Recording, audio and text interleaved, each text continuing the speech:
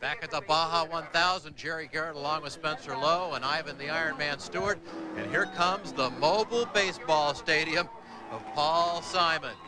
His Ford F-150 is the first vehicle into the finish line. He gets the checkered flag, and he is the overall winner in this race. What an accomplishment. Oh, Jerry, what a feeling this is. And thousands of people, 1,000 miles of rough off-road miles behind them. Boy, this is fantastic. What a race to make it your first overall victory. Oh, it is. There's nothing like its 25th anniversary.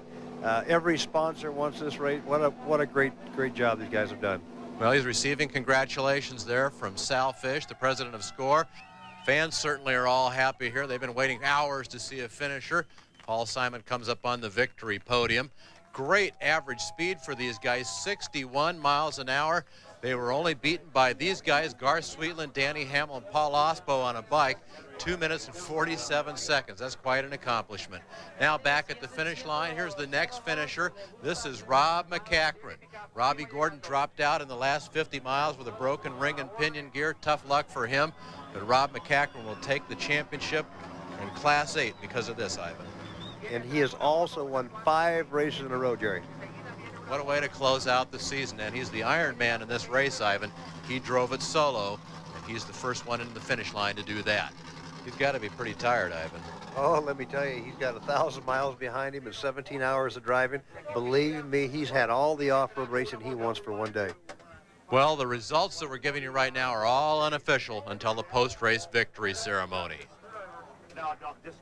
Next day at the awards, Paul and Dave Simon posed with their trophy and talked about their victory.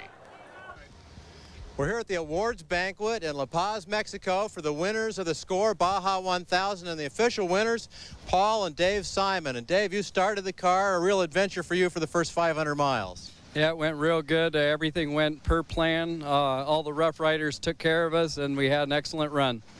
You gave the car over to your brother at San Ignacio, and he took it in from there. Yeah, we gave him a truck that was still in decent shape, still had all the fenders on it, which is a little unusual for us.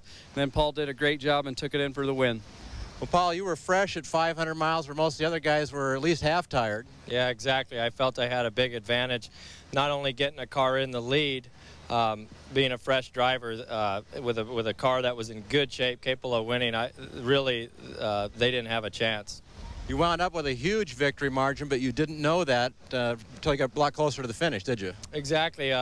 Radio communication was good as long as I was off the gas, but the problem was the car was working so well. We were on the throttle the whole time, and it was a little bit noisy in the helmet, so I couldn't get real clear radio communication.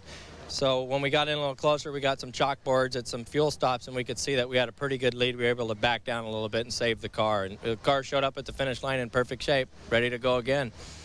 Only real problem was at the finish, I guess. That was quite a scene, wasn't it? I never seen so many people at a race in my life. I would estimate 20,000 people in the last 5 miles of the course.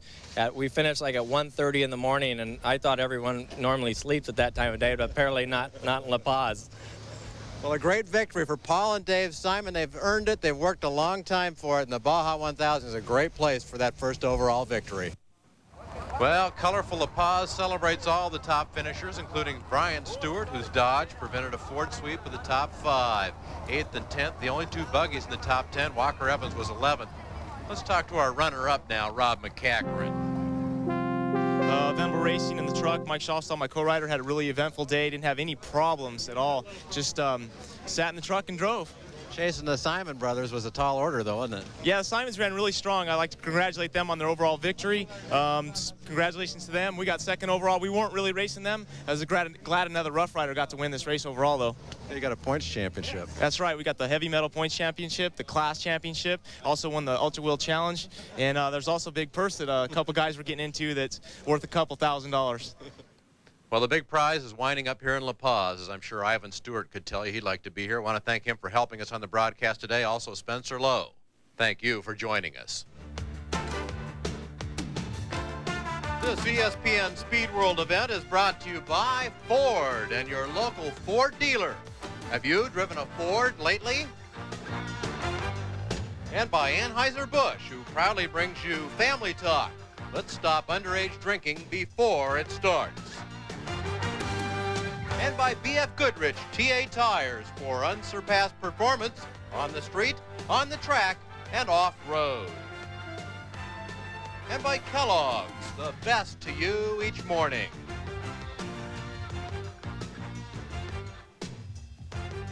Our congratulations to Paul Simon and his brother Dave for winning this race overall. Also to Lance Magan and John Snyder, who went the distance and finished second in their class.